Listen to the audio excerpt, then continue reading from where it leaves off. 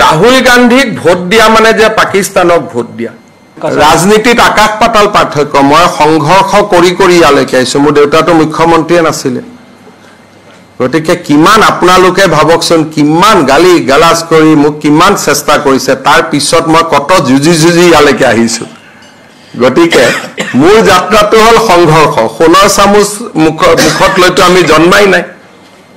সেইকাৰণে আমাৰ পাৰ্থক্য বহুত আছে কিন্তু মেইন পাৰ্থক্যটো হল ঘৰত ভাতৰ থালি কেনেকে খায় এজন ভাৰতীয়ৰ ভাগত তিনিটা ব্ৰিটিছৰ ভাগত কেনেকে ঘৰখন চলে মোৰ এইটোহে অলপ জানিব ইচ্ছা হৈ আছে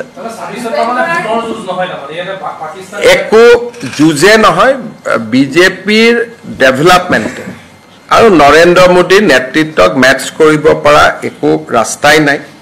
আপোনালোকে দুটা বস্তু ভাবি চোৱা নাই যে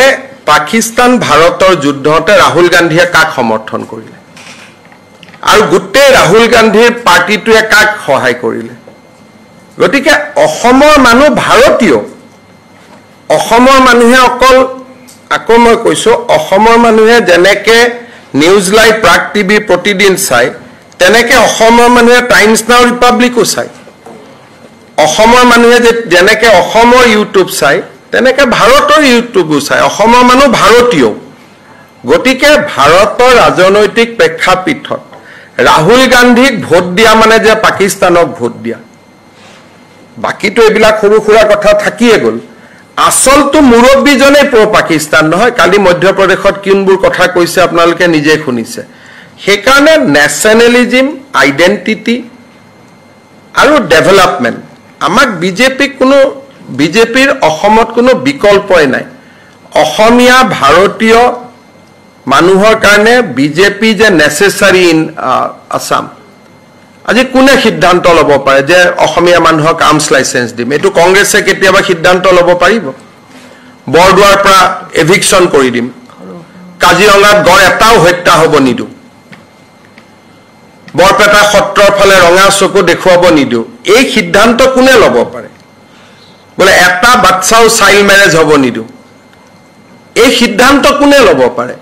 গতিকে অসমীয়াৰ কাৰণে বিজেপিটো এটা কম্পালচন হয় কাৰণ অসমীয়া মানুহে যেটো বিচাৰে তাক বিজেপিয়ে দিব পাৰে আৰু বিজেপিয়ে যি ৰাজনীতি কৰে হি অসমীয়া মানুহৰ আদৰ্শত ৰাজনীতি কৰে আজি বটদ্ৰব আমি যেনেকে সত্ৰ বনাইছো সন্মুখত যেনেকে আচনি হৈছে কংগ্ৰেছেটো কেতিয়াবাই কৰিব পাৰিলেতেন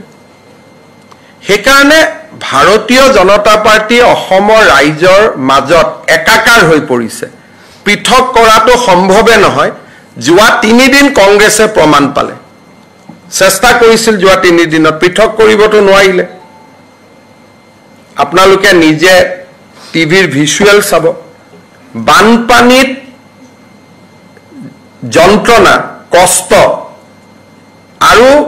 এক প্ৰকাৰ ক'ব গ'লে চৰকাৰক মনত হয়তো বেয়াও পাই থকা মানুহ কিন্তু তাৰ মাজত মই যাওঁতে মানুহে মোক কিটো ব্যৱহাৰ কৰিছে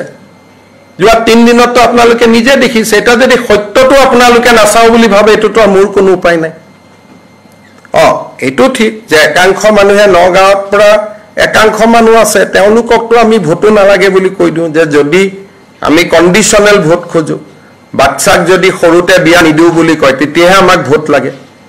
যদি সত্ৰ মাটি দখল নকৰো বুলি কয় তেতিয়াহে আমাক ভোট লাগে গতিকে আমাৰ ভোট এটাও কটো আতৰি না যায় কাৰণ অসমীয়া মানুহে প্ৰথমবাৰৰ বাবে এখন নিজৰ চৰকাৰ পাইছে আৰু এতিয়াতো আগষ্টৰ পৰা কিমান কাম ওলাব মাৰ্চলৈকে থিয় থাকিব পৰা না যাব বেলেগ মানুহ আমাৰ ইমান হাতত কাম আছে